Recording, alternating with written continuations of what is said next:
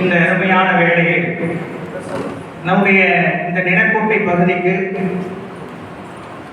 அற்புதமான வெற்றியாளர்களை பாராட்டி அந்த ஆசிரியர்களை ஊக்குவிக்கவும் இளைய தலைமுறை அரசு விற்பனை கடமை நிறைவேறும் விதமாக எல்லோருக்கும் ஒரு ஊக்க சக்தியாக இன்றைக்கு நமக்கு நிலக்கோட்டைக்கு வருகை தந்து நம்மையெல்லாம் பெருமை கொடுத்துக் கொண்டிருக்கக்கூடிய நம்முடைய முதன்மை சிறப்பு விருந்தினர் திருமிகு முனைவர் வீபா ஜெயசீலன் ஐயா அவர்களை இப்பொழுது நாம் ஒரு சிறிய நினைவுகளை கொடுத்து அவர்களை நம் அனைத்து நிலக்கோட்டையின் அனைத்து மக்களின் சார்பாக வருக வருகை நண்போடு வரவேற்று இந்த அன்னையின் ஆசா வீணா பாலச்சந்திரன் ஐயா அவர்கள் இந்த நினைவு நிலையத்தை வழங்கி அவர்களை பெருமைப்படுத்துவார்கள்.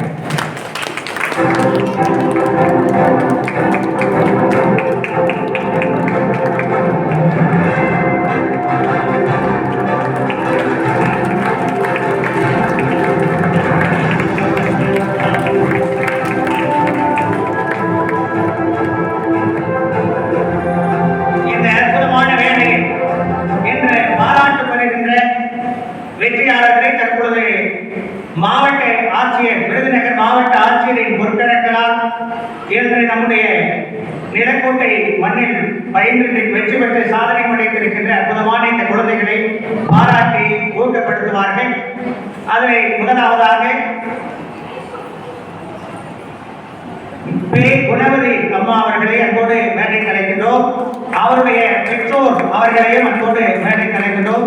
மாவட்ட ஆட்சியர் ஐயா அவர்கள் அவர்களை கௌரவப்படுத்தி இன்னும் அடுத்தடுத்த பணிகளை எட்டுவதற்கு ஊக்கப்படுத்துவார்கள். பெற்றோரோடு வந்து அவர்களை சிறப்பு செய்ய அன்போடு கேட்டுக்கொள்கின்றோம். குணவதி அம்மா அவர்களை அன்போடு மேடை கலைக்கின்றோம்.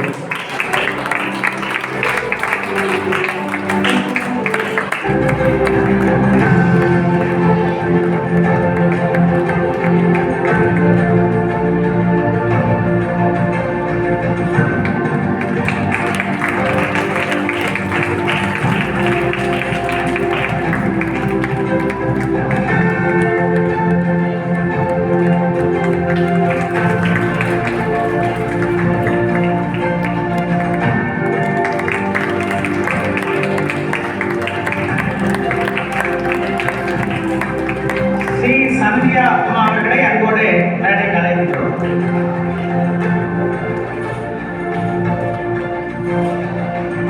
அவருடைய பெற்றோர் அவர்களையும் அன்போடு மேடை கலைக்கின்றோம்.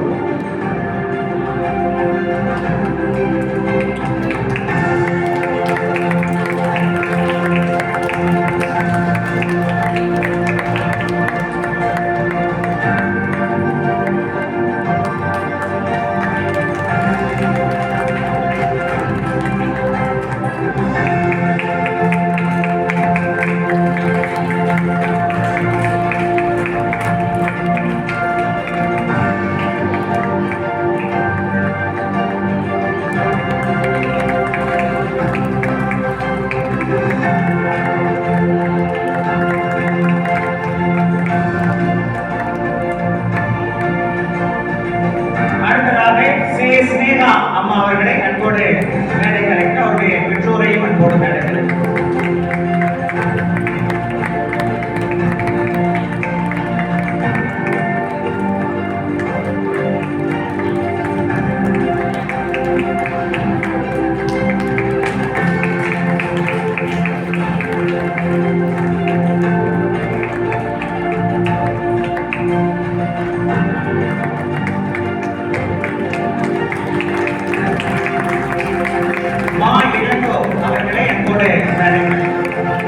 பெற்றோர் அவர்களையும் அன்போடு வேண்டுகிறேன்.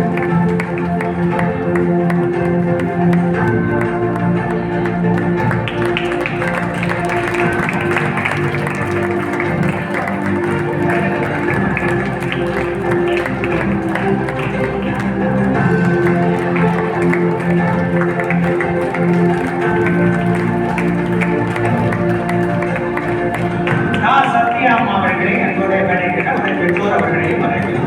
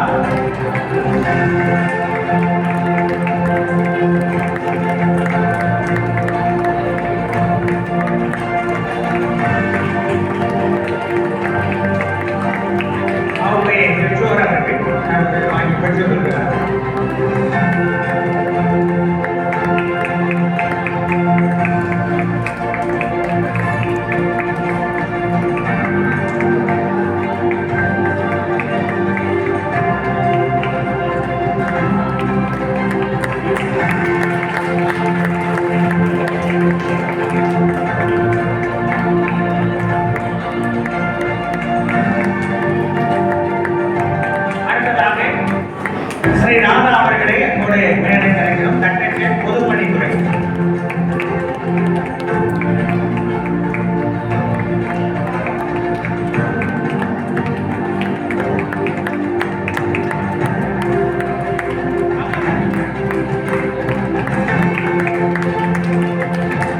லோகமணி இளநிலை உதவியாளர் மாவட்ட முதன்மை நீதிமன்றம் திருவள்ளூர்.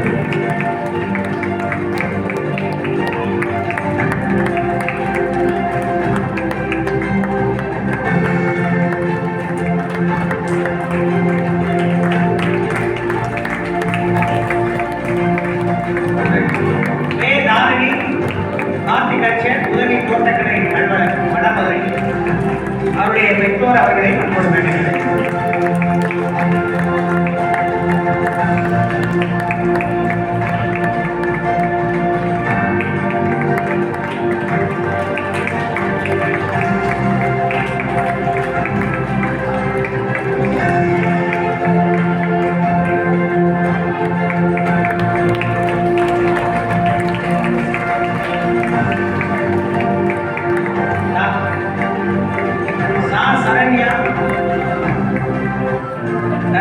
மறுநாடு பள்ளி கல்வித்துறை அவருடைய பெற்றோர் அவர்களை அன்போடு வேண்டுகிறேன்.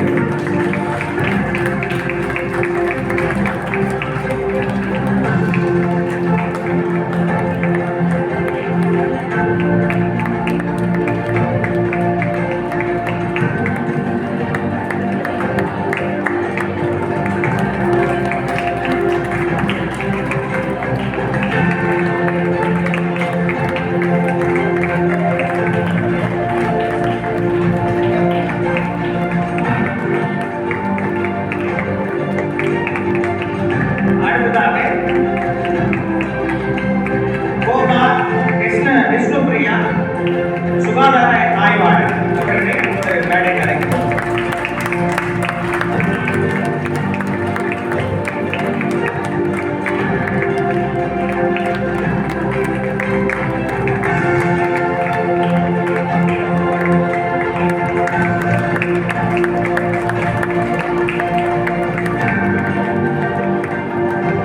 அடுத்ததாக குரூப் 2022-23 வெற்றியாளர் சி மஞ்சுளா இளநிலை உதவியாளர் ஊரக வளர்ச்சி மற்றும் ஊராட்சி துறை திருவள்ளூர். அவருடைய பெற்றோர் அவர்களை அன்போடு வேண்டுகிறேன். சீக்கிரம்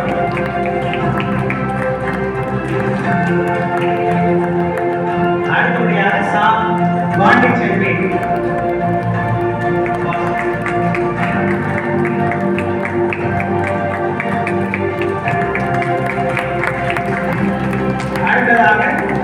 பாண்டிச்சேரி அம்மா அவர்கள் சட்டத்தின் முதன்மை மாவட்ட உரிமையர் நீதிமன்றம் பேரசத்தூர்.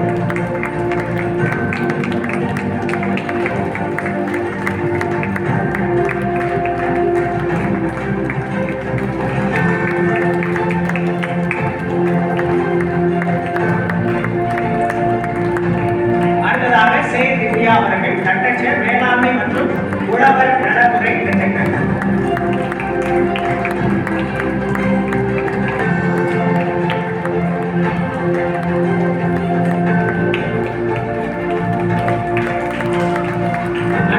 நீதித்துறை சாருமதி அலுவலக உதவியாளர் மாவட்ட உரிமையர் நீதிமன்றம் கொடைக்கானல்.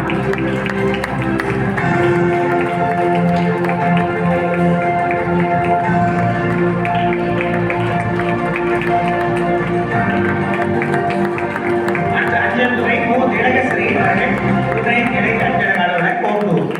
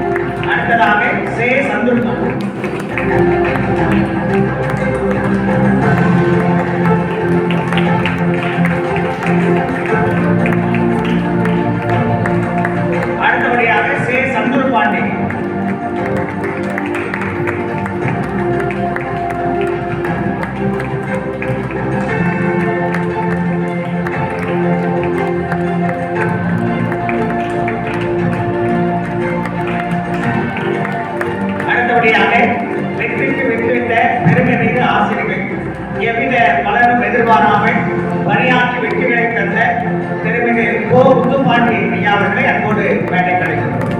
ஐயா அவர்கள் அரசு பணிக்காக எவ்வித எதிர்பார்ப்புமின்றி தன் பணியை குழந்தைகளுக்காக செய்து சிறப்பித்தமைக்காக இந்த சிறந்த நினைவு பரிசை வழங்கி கௌரவிக்கிறோம். அடுத்தபடியாக சரவணகுமார் ஐயா அவர்களை அன்போடு மேடை கிடைக்கிறோம்.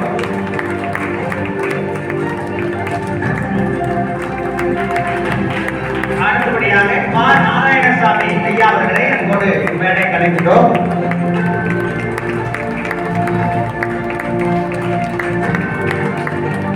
அடுத்தபடியாக செந்தாமரை கண்ணன் ஐயா அவர்களை அன்போடு மேடை கலைக்கிறோம்.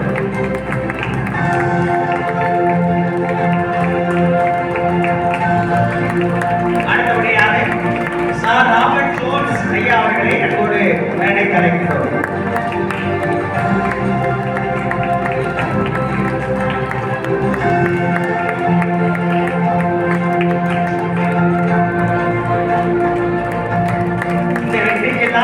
இப்பொழுதெல்லாம் சோர்ந்து போகிறதெல்லாம் ஊக்கமளித்து எங்கள் வெற்றிகளை இளைஞர்களை ஊக்குவிக்கின்ற அன்னையின் ஆசான் திரு வீரா பாலச்சந்திரன் ஐயா அவர்கள் மாணவர்களின் சார்பாக இதை வழங்குகிறார் ஐயா என்பதை அன்போடு தெரிவித்துக் கொள்கிறோம். இதெல்லாம் வெற்றியாளர்கள் ஆசிரியர்களுக்கு பரிசாக இதை வழங்கி அவர்களை கௌரவிக்கிறார்கள் என்பதை பெருமையோடு தெரிவித்துக் கொள்கிறோம்.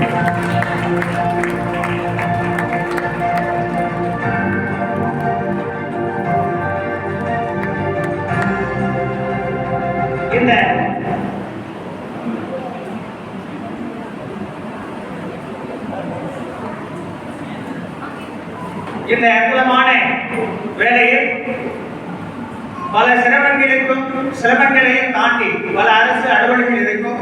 நிச்சயமாக பல்வேறு சமாதான சூழல்களை கடந்து எளிமையின் உருவமாய் இளைஞர்களை ஊக்குவிப்பதில் முதல்வரால் இந்த விருதுநகர் மாவட்ட ஆட்சியராய் தற்பொழுது மிக சிறப்பாக பணியாற்றிக் கொண்டிருக்கக்கூடிய அற்புதமான ஒரு ஆட்சியராய் திகழ்ந்து கொண்டிருக்கக்கூடிய இந்த பெருமைக்குரிய நம்முடைய நிலக்கோட்டைக்கு வருகை தந்து இந்த அன்னையின் வெற்றியாளர்கள் அனைவரையும் பாராட்டி இன்னும் பல வெற்றியாளர்கள் உருவாவதற்கும் இந்த சுற்றுவட்டத்தில் இருக்கக்கூடிய இந்த கிராமத்தில் இருக்கக்கூடிய இளைஞர்கள் அனைவரும் இன்னும் ஒரு உத்வேகத்தோடு அடுத்தடுத்த படிநிலைகளை எட்டி அரசு பணியை பெற வேண்டும் என்கிற அந்த உணர்வும் லட்சியமும் மேலோங்கும் என்கிற அந்த நல்ல எண்ணத்தோடு இந்த நிகழ்வை நாம் அரங்கேற்றி இருக்கிறோம். இது மிக சிறப்பாக இன்று நம்முடைய ஆட்சியர் அவர்கள் வருகை இருந்திருக்கிறார்கள். தற்பொழுது ஆட்சியர் ஐயா அவர்கள் உங்களிடையே உரையாற்றி ஊக்கத்தை அளிப்பார்கள் என்று அன்போடு தெரிவித்துக் கொள்கிறேன்.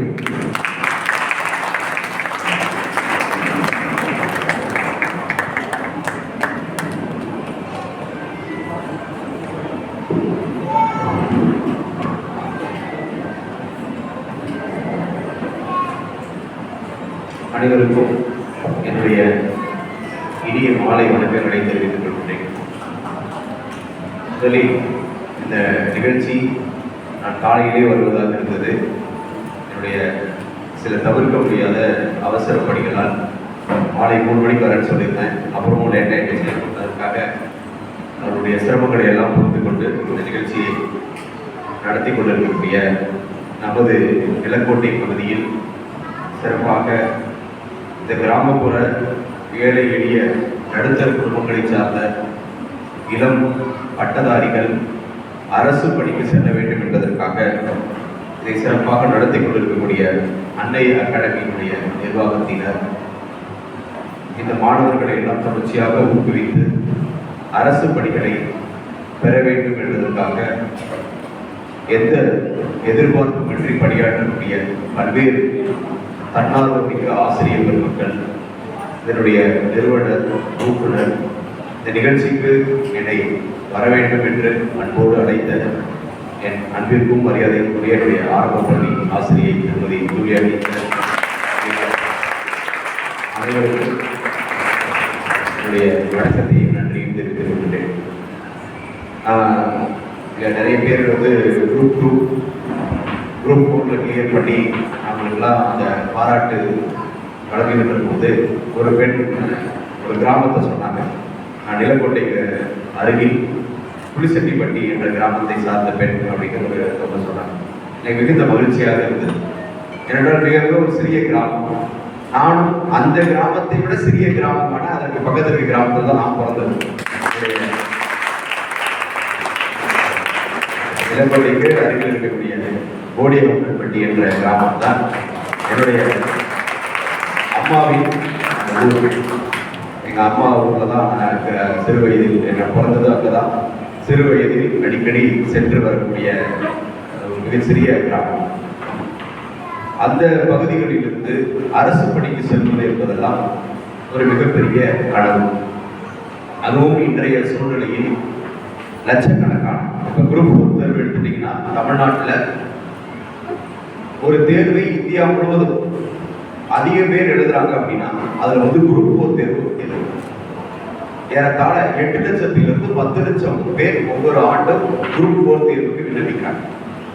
அந்த 10 லட்சம் 8 லட்சத்திலிருந்து 10 லட்சம் பேர்ல ஒரு 6000 8000 ஒவ்வொரு ஆண்டும் அதனுடைய வேகன்சிஸ் வேறுபடுது. ஸோ ஒரு 8 லட்சம் பேர்ல இருந்து ஒரு 8000 பேர் தேர்ந்தெடுக்கக்கூடிய ஒரு விழுக்காடு தான், 100ல் ஒருவருக்கு தான் அந்த பணி கிடைக்கக்கூடிய ஒரு சூழல் இருக்கு. அவ்வளவு வந்து போட்டித் தேர்வுகள் என்பது மிகவும் கடினமான கடும் உழைப்பை மட்டுமல்ல, ஒரு 2 ஆண்டு காலம் 3 ஆண்டு காலம் முழுமையான அர்ப்பணிப்பையும் கோரக்கூடியது. அதுல மிக முக்கியமான அர்ப்பணிப்பு என்பது அவர்களுடைய பெற்றோர்கள் குடும்பத்தினுடைய துணை இல்லாமல் நிச்சயமா சாத்தியமே இருக்காது. நான் கல்லூரி முடிச்சுட்டு இந்த மாதிரி போட்டித் தேர்வுக்கு படிக்க போய் நான் 2009ஆம் ஆண்டு காலேஜ் முடிச்சுட்டு எக்ஸாமுக்கு படிக்க ஆரம்பிச்சு நான் படித்த ஒரு 6 மாத காலத்திலேயே குரூப் 2 தேர்வு வந்து தேர்வானேன். குரூப் 2 தேர்வாயிட்டு அந்த போய் பணியில் சேர்த்துட்டு அப்புறம் எனக்கு ஐஏஎஸ் ஆக வேண்டும் என்ற உறுதுணை இருந்ததால் நான் அந்த பணியை விட்டுவிட்டே சென்றேன். அப்புறம் அடுத்த ஆண்டே 2011ஆம் ஆண்டு 12ஆம் ஆண்டு குரூப் 1 தேர்விலும் ஐஏஎஸ் தேர்விலும் ஒரே ஆண்டை வெற்றி பெற்றேன். குரூப் 1லையும் ஐஏஎஸ். அந்த ஆண்டு எனக்கு ஐஏஎஸ்ல அகில இந்திய அளவில் 600வது ரேங்க் வந்தது. ஆனால் எனக்கு ஐஏஎஸ் கிடைக்காம அதற்கு அடுத்து இந்தியன் ரெவன்யூ சர்வீஸ் என்று சொல்லக்கூடிய ஐஆர்எஸ் கிடைத்தது. மீண்டும் என்னுடைய 3வது முயற்சியில் மறுபடியும் எழுதி நான் வந்து அடுத்த ஆண்டு தமிழ்நாட்டின் முதலிடம் கிடைத்தது. நான் எனக்கு ஐஏஎஸ் 2013 இப்போ நான் ஒரு 4 ஆண்டுகள் இந்த தேர்வுக்காக தயார் பண்ணேன். 2009 ஆரம்பிச்சு நான் ஐஏஎஸ் ஆக 2013ஆம் ஆண்டு வெற்றி பெற்றதுல இந்த 4 ஆண்டுகள்ல எனக்கு வந்து மிக மிக முக்கியமான நிறைய பேர் கேட்பாங்க, நீங்க எப்படி படிச்சீங்க, ரொம்ப கஷ்டமா இருந்ததா? ரொம்ப நிறைய பேர் சொல்லுவாங்க, நான் ரொம்ப கஷ்டப்பட்டு படித்தேன், ரொம்ப வந்து ஒரு வறுமையான சூழல்ல இருந்து இதற்கென்று ஒரு பயிற்சி மையத்திற்கு சென்று கட்டணம் செலுத்தி நான் போய் சென்னையில் தங்கி படித்தேன். அப்போ வந்து இவ்வளோ பெரிய சூழ்நிலையில வந்து எப்படி படிச்சீங்க அப்படின்னு நிறைய கதைகள்லாம் நிறைய சொல்றப்ப நான் சொல்வதற்கென்று எனக்கு ஒரு கஷ்டமான கதையே கிடையாது. ஏனென்றால் நீ கஷ்டப்பட்டு படிச்சீங்கன்னா நான் கஷ்டப்பட்டு படித்தேன் அப்படின்னு சொல்றதுக்கு என்கிட்ட ஒரு இது. ஏனென்றால் நான் அந்த காலகட்டத்தில் ஒரு காலேஜ் முடிச்சுட்டு ஒரு 4 வருஷம் படிக்கணும் அப்படின்னா காலேஜ் படிக்கிறதுக்கே வீட்டில் கஷ்டப்பட்டு ஒரு கீழ் நடுத்தர குடும்பத்துல இருந்து வர்றப்ப, ஒரு சாதாரண குடும்பத்திலிருந்து வர்றப்ப கல்லூரி முடிச்சுட்டு பையன் வேலைக்கு போவான், ஒரு சப்போர்ட் பண்ணுவாங்க அப்படின்னு எதிர்பார்க்கிற சூழ்நிலையில அதற்கு பிறகும் என்னுடைய பெற்றோர்கள் வந்து ஒரு 4 ஆண்டு காலம் என்னை மிகவும் எந்த ஒரு கஷ்டமும் படக்கூடாது என்பதற்காக எல்லா கஷ்டங்களையும் அவர்கள் எடுத்துக்கொண்டு என்னை படிப்பதற்கு அனுப்பி வச்சாங்க. ஏன்னா அந்த காலகட்டத்தில் நான் தொடர்ச்சியாக ஒரு ஃபீஸ் கட்டுறதுக்கோ ஒரு சென்னையில் ஒரு 4 ஆண்டுகள் தொடர்ச்சியாக தங்கி படிக்கணும் அப்படின்னா பெற்றோர்கள் அந்த கஷ்டத்தை எடுத்துக்கொண்டதால் தான் என்னால் எந்த கஷ்டமும் இல்லாமல் படிக்க முடிஞ்சது. படிக்கிறது கஷ்டம் தான், அது வந்து இல்லைன்னு சொல்ல முடியாது. எடுத்து ஒரு நாளைக்கு 10 மணி நேரம் 12 மணி நேரம் தொடர்ச்சியாக வேற எந்த கவன சிதறல்களும் இல்லாமல் படிப்பது என்பது ஆரம்பத்தில் கஷ்டமா இருக்கும். ஒரு 2-3 மாதம் ஒரு 6 மாத காலம் அந்த சூழலுக்கு நம்ம அந்த வாசிப்புக்கு பழகிட்டோம்னா படிப்பது என்பது ஒரு எளிதாயிடும். அப்ப இதுல நான் என்னுடைய அனுபவத்திலிருந்து நான் சொல்லிக் கொள்ள விரும்புவது, ஒவ்வொரு போட்டியாளர் வெற்றியாளர்களுக்கும் பின்புலத்திலும் அவர்களுடைய குடும்பத்தில் பல்வேறு உறுப்பினர்கள், நிறைய திருமணமான பெண்கள் வெற்றி பெற்றிருக்கிறார்கள். அப்ப அவங்களுக்கு பின்னாடி அவர்களுடைய கணவர் உறவினர்கள்லாம் மிகுந்த ஒரு உறுதுணையாக இருந்து அவர்களுடைய வெற்றியை உறுதி செய்திருக்கிறார்கள். எனவே இந்த போட்டித் தேர்வுக்கு படித்து வெற்றி பெறுவது என்பது இன்றைய சூழ்நிலையில் ஒரு மிகப்பெரிய ஒரு வாய்ப்பு. அந்த வாய்ப்பை நிறைய பெறுவதற்கு ஒரு குடும்பத்தினுடைய முயற்சி, தனிநபர்கள். இன்னும் நிறைய பேர் சொன்னீங்கன்னா நான் நிறைய பார்த்துருக்கிறேன். இந்த குரூப் 4 குரூப் 2 எக்ஸாம்லாம் பாஸ் பண்ணிட்டு வர்றவங்க இல்லை, அவங்களுடைய எந்த சப்போர்ட்டும் இல்லாமல், குறிப்பாக பெண்கள், அவங்களுக்கு திருமணம் ஆகி குழந்தைகள் இருக்கு, அப்படிப்பட்ட சூழ்நிலையில் கூட குடும்பத்தை குழந்தைகளை கவனித்துக் கொண்டு இந்த தேர்வில் வெற்றி பெறுவது என்பது உண்மையிலேயே மிகுந்த பாராட்டிற்குரியது. அவர்கள் நிறைய பேர் அந்த மாதிரி வெற்றி பெற்றவர்களுக்கு என்னுடைய மனமார்ந்த பாராட்டுகளை முதலில் நான் தெரிவித்துக் கொள்கின்றேன். இந்த நான் ஏற்கனவே சொன்னது மாதிரி இது ஒரு மிகப்பெரிய வாய்ப்பு. நேரடியாக நீங்க நமக்கு எல்லோருக்குமே ஒரு அரசு அலுவலகத்துக்கு போய் ஒரு வேலையை பண்றது எவ்வளவு கஷ்டம் அப்படின்றது எல்லோருக்குமே தெரியும். ஒரு சாதாரண மனிதராக ஒரு கவர்மெண்ட் ஆபீஸ்க்கு போய் அவங்க தரக்கூடிய சேவைகளை வாங்குவது என்பது என்ன, அந்த ஒரு ஆபீசர் இப்படி கொஞ்சம் எரிஞ்சு விடுகிறாரு, ஏன் ஒரு காது கொடுத்து கூட நான் சொல்ற விஷயத்த கேட்கல, இது என்ன அலைய விட்டுருக்காரு, இப்படின்ற அனுபவங்கள் யாராவது கேட்டா எல்லாருக்கும் யாருக்கும் குடும்பத்தில் ஒருத்தருக்கு இருக்கும். அப்ப நாளைக்கு நீங்க அந்த இடத்துக்கு போறீங்க. அது நீங்க ஒரு சாதாரண ஒரு அலுவலகத்துல ஒரு இளநிலை உதவியாளராக இருந்தாலும் சரி, ஒரு பெரிய தேர்வுல வெற்றி பெற்று நீங்க அங்க ஒரு அதிகாரியாக இருந்தாலும் சரி, ஒவ்வொரு கேட்டும் நீங்க ஒவ்வொருத்தரும் நேரடியாக ஒரு பயனாளியவோ அல்லது மறைமுகமாகவோ ஒரு 4-5 நபர்களினுடைய மிக முக்கியமான பிரச்சனைகளை ஒவ்வொரு நாளும் நீங்கள் அதை கையாண்டு கொண்டிருக்கிறீர்கள். நீங்க ஒரு கோர்ட்ல ஒரு அசிஸ்டன்ட் இருக்கிறாரு, அவர் அவங்க வழக்கு ஒரு 10 வருடங்கள் நடந்துட்டு அந்த வழக்கு முடியுது என்பது அவர்களுக்கு ஒரு வாழ்நாள்ல மிக முக்கியமான தீர்வாக இருக்கும். நீங்க ஒரு ஊரக வளர்ச்சித் துறையில ஒரு இளநிலை உதவியாளர் இருக்காரு. அந்த இளநிலை உதவியாளர் அவருடைய பணியை செய்வது என்பது யாராவது ஒரு பில்டிங் அப்ரூவலுக்கு அப்ளை பண்ணியிருக்காங்க, ஒரு 4 நாள் அலைஞ்சிட்டு இருக்காரு அப்படின்னா அவருக்கு அந்த பணியை, அரசினுடைய சேவையை நீங்கள் சரியாக செய்து முடித்து தருவது என்பது உங்களுக்கான கடமை. நம்ம நிறைய சொல்லுவாங்க, நம்ம அரசு பணிக்கு சேவைக்கு வரோம் அப்படின்னு. சேவையெல்லாம் ஒன்றும் கிடையவே கிடையாது. என்ன சேவைனா, நீங்க அன்னை தெரசா தன்னுடைய வாழ்க்கையில் எந்த எதிர்பார்ப்பும் இல்லாமல் சாதாரண மனிதர்களுக்கு செஞ்சாங்க, அதுதான் சேவை. நம்ம செய்வது அரசுல ஒரு மிக முக்கியமான, அது ஒரு எந்த பொறுப்பாக இருந்தாலும் அது பல லட்சம் இளைஞர்களுடைய கணக்கு. அந்த கணக்கு கிடைச்சது. அப்ப அந்த கணக்கு ஒருத்தருக்கு கிடைச்சிட்டு இருக்கப்ப நமக்கு எவ்வளவு பெரிய கடமைகள் இருக்கு, வாய்ப்பு கிடைச்சிருக்கு. இந்த வாய்ப்பு இல்லைன்னா யோசிச்சு பாருங்க, ஒருவேளை இந்த வருஷம் நீங்க எக்ஸாம் கிளியர் பண்ணல, அல்லது உங்களுக்கு எத்தனையோ லட்சக்கணக்கான இளைஞர்கள், இளம் பெண்கள் கடந்த பல ஆண்டுகளாக தேர்வுக்கு தயார் செய்து வெற்றி பெற முடியாமல் இருக்கிறாங்க. அப்ப நீங்க வெற்றி பெற்றிருக்கீங்க, அப்ப உங்களுக்கு ஒரு பெரிய வாய்ப்பு கிடைச்சிருக்கு. வாய்ப்பு கிடைக்கலன்னா என்ன பண்ணிட்டு இருப்பீங்க? ஸோ நம்ம குரூப் வேலை கிடைக்கலையே, குரூப் வேலை கிடைக்கலையே நம்ம யோசிச்சுட்டு அதை ஒரு குறையாவே சொல்லிட்டு இருக்கோம். அதை நினைச்சு வருத்தப்பட்டு இருக்கும். சரி, எனக்கு நான் இவ்வளவு கஷ்டப்பட்டு படிச்சேன், குரூப் 1 வேலை கிடைக்கவே இல்லையே. நீங்க கிடைக்காத போன வருஷத்தை யோசிச்சு பாருங்க. யாராவது ஒருத்தர் கூட படிச்ச ஒரு குரூப் எக்ஸாம் கிளியர் பண்ணிட்டாருன்னா அவரை பார்த்து ஐயோ அவருக்கு கிடைச்சிருச்சு, நமக்கு இன்னும் கிடைக்காம இருக்கே அப்படின்னு ஒரு வருத்தத்துக்கும் ஒரு அதை ஒரு சோர்வு அடைகிறதுக்கான ஒரு சூழ்நிலை இருக்கு. ஆனால் இன்று உங்களுக்கு அந்த வாய்ப்பு கிடைத்திருக்கிறது. உங்களுக்கு கிடைத்திருக்கக்கூடிய அரசு பணி என்பது எப்போதும் நீங்கள் நினைவில் வைத்துக் கொள்ள வேண்டிய ஒரே ஒரு செய்தி தான். இது லட்சக்கணக்கான பேர் முயன்று அவர்களுக்கு கிடைக்காமல் போன ஒரு வாய்ப்பு. நீங்க சாதாரணமா இப்ப சத்துணவுல ஒரு குக்குக்கு ஆள் எடுத்துட்டு இருக்கோம். அங்கன்வாடி, நம்ம கிராமத்தில் இருக்கக்கூடிய அங்கன்வாடி பால்வாடி மையங்களுக்கு உதவியாளர் 10ஆம் வகுப்பு 12ஆம் வகுப்பு நிலையில ஒரு எடுத்துட்டு இருக்கோம். 7,000 ரூபாய் சம்பளம்.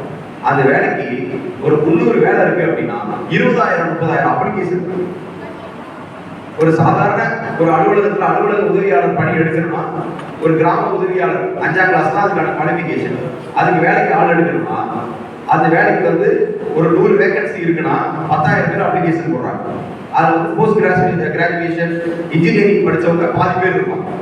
அப்ப எவ்வளவு அரசு பணிக்கு வருவதற்கு எவ்வளவு பெரிய ஒரு ஆர்வம் இருக்கிறது அப்படின்றது நீங்க பார்த்தா தெரியும்.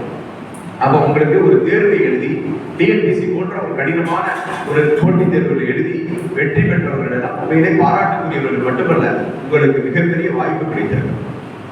ஒரு அரசு அலுவலர்கள் இப்படித்தான் சரியாக மக்களுக்கு சேவை செய்யறது ரொம்ப ஒரு அழுத்துக்குவாங்க, அல்லது அவங்களோட விருப்பத்தோடு சேவை செய்ய மாட்டாங்க அப்படின்ற ஒரு பொதுவாக இருக்கக்கூடிய அந்த பார்வையை உங்களால் மாற்ற முடியும்.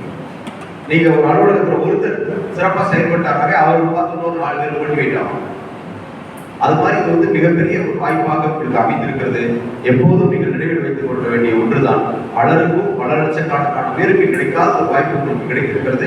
அந்த வாய்ப்பை நன்கு பயன்படுத்தி கொண்டு உங்களுடைய பணிக்காலம் முழுவதும் நிறைய சேவைகளை செய்வதற்கு, நிறைய பணிகளை கடமை ஆற்றுவதற்கு மறந்துவிடக்கூடாது. அதை விட ரொம்ப முக்கியமான ஒன்று, நிறைய மேடையில பரிசு வாங்கினவங்க கிட்டலாம் கேட்டப்ப எல்லோரும் பட்டப்படிப்பு படித்திருக்கிறார்கள். நீங்க அடுத்தடுத்த தேர்வு இருக்கு. நீங்க ஒரு குரூப் 4 எக்ஸாம் கிளியர் பண்ணிட்டீங்கன்னா உங்களுக்கு குரூப் 2 எக்ஸாம் கிளியர் பண்றதுக்கு, குரூப் 1 எக்ஸாம் கிளியர் பண்றதுக்கு, எந்த போட்டித் தேர்வு கிளியர் பண்ணுவதற்கான உங்களுக்கான ஆற்றல் இருக்குதா? போட்டித் தேர்வுல நீங்க வந்து ஒரு குரூப் 4 கிளியர் பண்ணிட்டீங்கன்னாலே எப்படி படிக்கணும், எப்படி வந்து அந்த எக்ஸாம் எழுதணும், எப்படி வந்து கரெக்டா வாங்கணும் அப்படின்றது உங்களுக்கு தெரிஞ்சிருச்சு. அப்ப இன்னும் கூடுதலான உழைப்பை, கூடுதலான கவனத்தை சற்று செலுத்தினீர்கள் என்றால் அடுத்தடுத்த தேர்வுகளிலும் நிச்சயமாக நீங்கள் வெற்றி பெறக்கூடும். அதற்கான முயற்சிகளை மேற்கொள்ள வேண்டும். அது வந்து ஒரு எக்ஸாம் முடிச்ச உடனே ஒரு வேலை கிடைச்சிருச்சு அப்படின்னு நம்ம செட்டில் ஆக வேண்டாம். ஒரு 2 வருஷம் 3 வருஷம் கழிச்சு சொன்னோம் அப்ப முயற்சி பண்ணியிருந்துருக்கலாமோ, இப்ப டைம் ஆயிடுச்சு, ஏஜ் போயிடுச்சு அப்படின்னு யோசிப்போம். அதை வந்து நீங்க யோசிக்காம உங்களுக்கு சூழல் இருந்ததுன்னா, வயது தேர்வெடுத்ததுக்கான வயது இருந்தால் நிச்சயமாக ஒரு நாளைக்கு 2 மணி நேரம் 3 மணி நேரம் ஒதுக்கிட்டீங்களா, நிறைய மொபைல் போன்ல, மொபைல் அப்ளிகேஷன்ஸ்ல நிறைய ஆன்லைன் மெட்டீரியல்லாம் வந்துருச்சு. அதையெல்லாம் நன்கு பயன்படுத்தி கொண்டு நீங்கள் அடுத்தடுத்த தேர்வுகளில் வெற்றி பெற வேண்டும் என்று நான் கேட்டுக்கொள்கின்றேன்.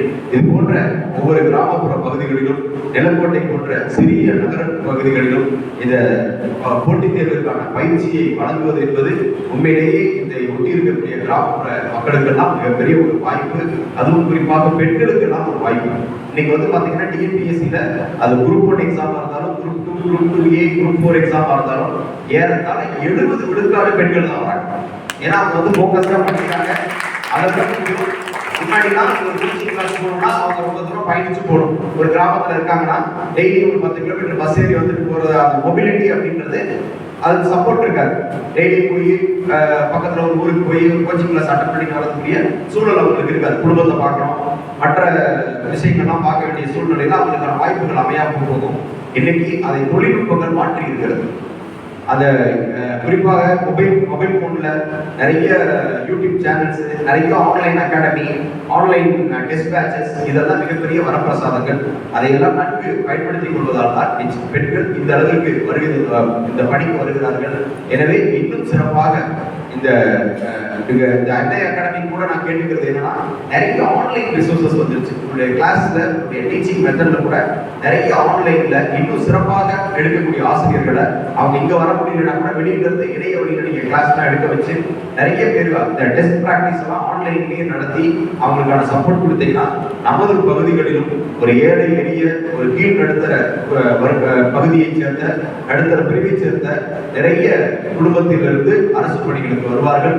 அவர்கள் வருகின்ற போதுதான் உண்மையான அதிகார பரவல் ஏற்படும்.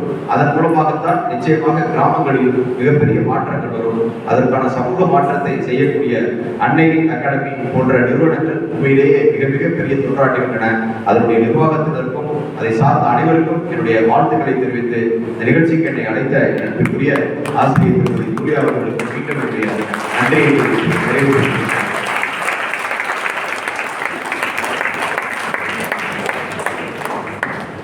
மிக அற்புதமான முறையை அழகாக உங்களிடையே செலுத்தியிருக்கின்றார்கள். இன்று தேர்ச்சி பெற்றிருக்கிற அனைவருமே முதல் தலைமுறை பட்டதாரி, சாதாரண கிராமத்து இளைஞர்கள். இன்னும் அதீத வாய்ப்புகளை பெற வேண்டும், இதோடு நிற்காமல் தொடர்ச்சியாக உழைக்க வேண்டும் என்று சொல்லியிருக்கிறார்கள்.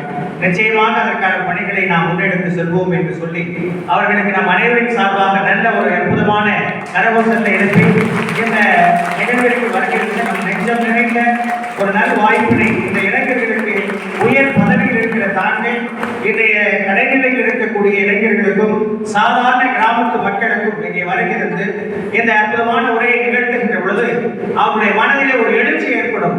நாமும் உயர வேண்டும், இவ்வாறான சூழலை அவர்களே கடந்து வந்திருக்கிறார்கள், நானும் அந்த சூழலை என்னாலும் கடக்க முடியும் என்ற நம்பிக்கை வர வேண்டும் என்பதால் தான் இந்த விதையை தாங்கள் வருகிறது விதைக்க வேண்டும் என்று நாங்கள் வேண்டி விரும்பி கேட்டுக்கொண்டோம்.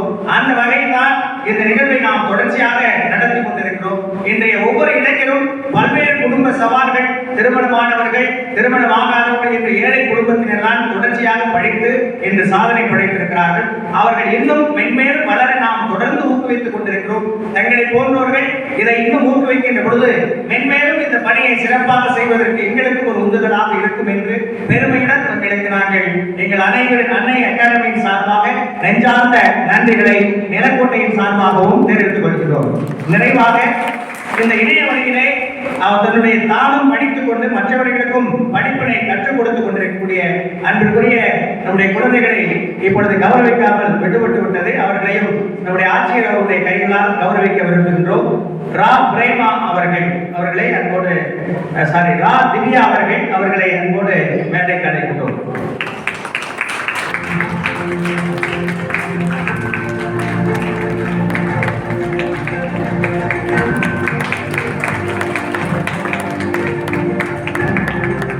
அடுத்தபடியாக நான் கௌசல்யா அவர்களை அன்போடு மேடைக்கு அழைக்கின்றோம்.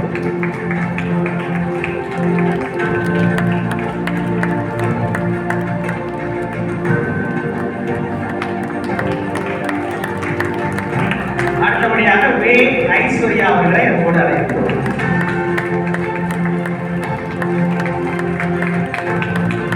சி ரஞ்சித் குமார் அவர்களை அன்போடு அழைக்கின்றோம்.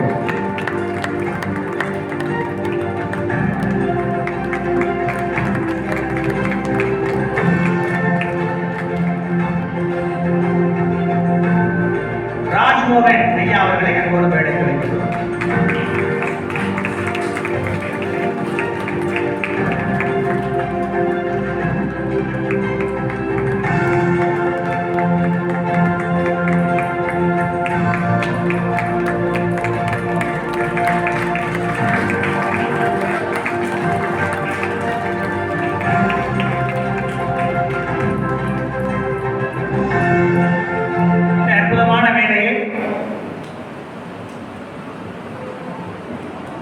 இந்த நிறைவாக இந்த நிகழ்ச்சிகள் அனைத்தும் நிறைவு பெறுகின்ற வேலைக்கு வருகிறோம். இந்த அற்புதமான நிறைவு இன்றைய நாள் மிக ஒரு அற்புதமான நாளாக அனைவரின் வாழ்விலும் ஒளியேற்றக்கூடிய அற்புதமான நாளாக அமையும் என்று நான் எண்ணுகிறேன். அந்த வகையில் நிறைவாக நம்முடைய அன்னை ஆசிரியர் திருமதி சரவணகுமார் ஐயா அவர்கள் நன்றி நல்வார்.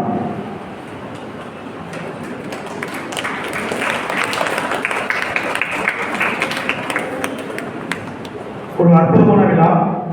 வெற்றி பெற்றவர்களுக்கு மிகவும் உறுதுணையோடு அதற்கு துணை புரிந்த ஆசிரியர்களுக்கும் பெற்றோர்களுக்கும் அனைவருக்கும் மிக நெஞ்சார்ந்த நன்றிகளை எங்களுடைய அகாடமியின் சார்பாக தெரிவித்துக் கொள்கிறோம்.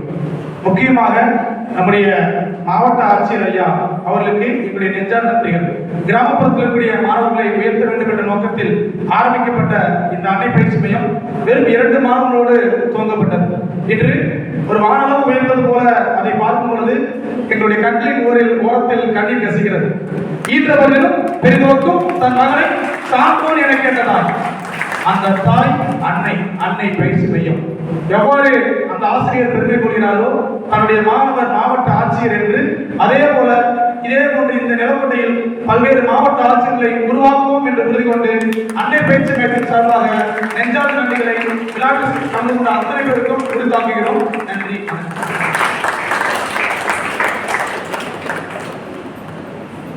தேசிய கீதம்.